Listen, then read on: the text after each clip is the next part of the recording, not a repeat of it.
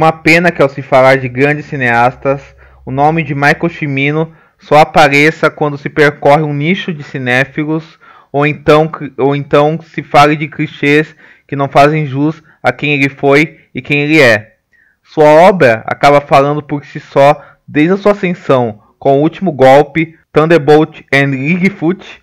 e o ganhador do Oscar, O Franco Atirador, The Deer Hunter. Até suas obras-primas injustiçadas dos anos 80, como O Portal do Paraíso, Heaven's Gate e O Ano do Dragão, seus filmes posteriores como O Siciliano, Horas de Desespero e seu longa-metragem final Na Trilha do Sol, The Sun Chaser. Alçado como um gênio em seus primeiros filmes e depois injustamente taxado e rotulado como um fracasso em seus trabalhos posteriores, Michael Cimino fez uma das carreiras mais interessantes e ricas do cinema norte-americano, que vai além dessas injustiças e preconceitos do tempo com a incompreensão dos seus trabalhos. A obra de Cimino é muito sobre como os territórios em que os personagens vivem e passam são reflexos da divisão que existe entre eles, dos seus contextos e de uma violência de horror muito seca que se revela tanto fisicamente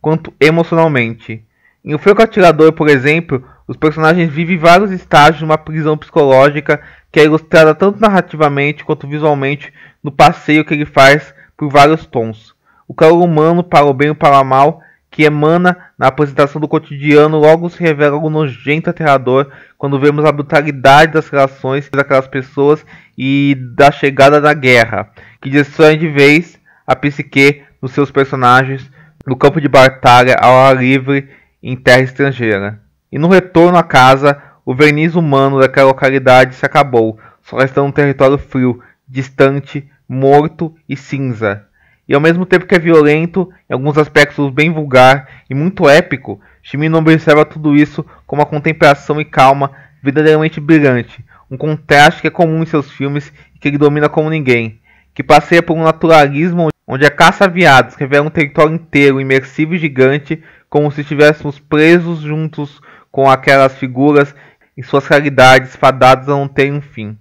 As ideias entre os limites entre o humano e o animalesco, assim como os silêncios que dizem muito mais do que palavras para os elos mantidos por aquelas pessoas, são entendidas com maestria por Cimino ao mergulhar nesse território em seu filme ganhador do Oscar. O território é a parte-chave da obra de Cimino, fato que já é senso comum para todos que amam e se fascinam com a sua obra. Na maior de suas obras-primas para mim, O Portal do Paraíso, um dos grandes filmes que já vi do cinema norte-americano, o que acaba acompanhando os personagens são justamente as manifestações daquele território onde o filme existe. A névoa acaba sendo destacada sempre naquele lugar, principalmente uma cena belíssima em que o personagem interpretado por Sam Waterston, o vilão do filme, desaparece e é engolido no meio dela. Aquela vastidão monumental e tudo que habita nela engole o que está ao seu redor, ao mesmo tempo que o verde, as árvores, os bichos, o azul do céu, as ondas, o mar, a iluminação com velas, com fogo, com os abajures, tudo isso gera uma construção cênica belíssima em todas as sequências do filme, seja ao céu aberto ou deslocando os personagens em cenários fechados gigantes, cheios ou vazios. Mas na verdade, por dentro dessa beleza, o que se esconde são personagens que estão muitas vezes sujos fisicamente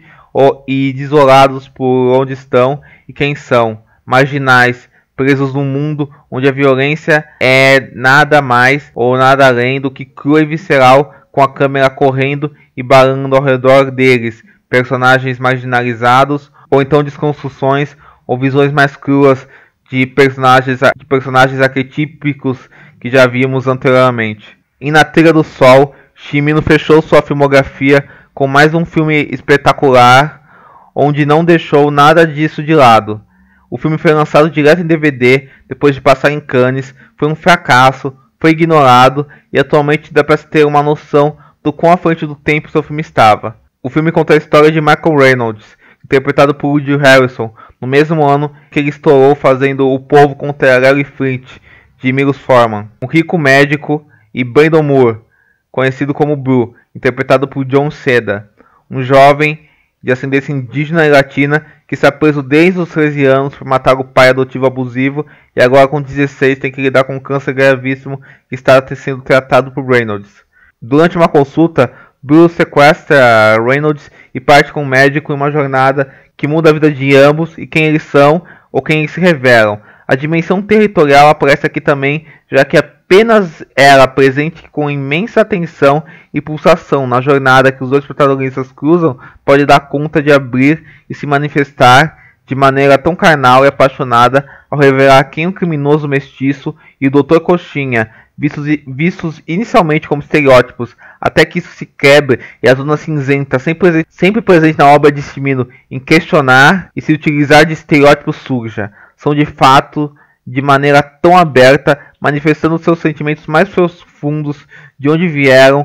o que fazem, onde estão, e amarrar tudo isso com o humanismo de uma narrativa que honra os caminhos daqueles que vieram antes dela, com a energia dos temas de gueto, dialogando abertamente com esse tipo de filme, algo que só seria possível na década de 90, onde esse filão estava em alta. Até aqui, seus dois personagens centrais vão explodindo em emoção e vão expondo as fragilidades, as paixões e humores de ambos, e gerando um manifesto que não é nada mais, nada menos do que fascinante, dando oportunidade que tanto Woody Harrelson e John Cena, incríveis, se mostrem como atores verdadeiramente brilhantes em meio a um poder territorial ao explorar todas as suas regiões, que só Cimino poderia dar conta com tamanha precisão, sem também abandonar os detalhes, como uma sequência fantástica no carro, em que a câmera se fecha num grande foco nos rostos de ambos, nos olhares de ambos, indo de um para o outro, no momento de máxima tensão. E mesmo com isso, o que fica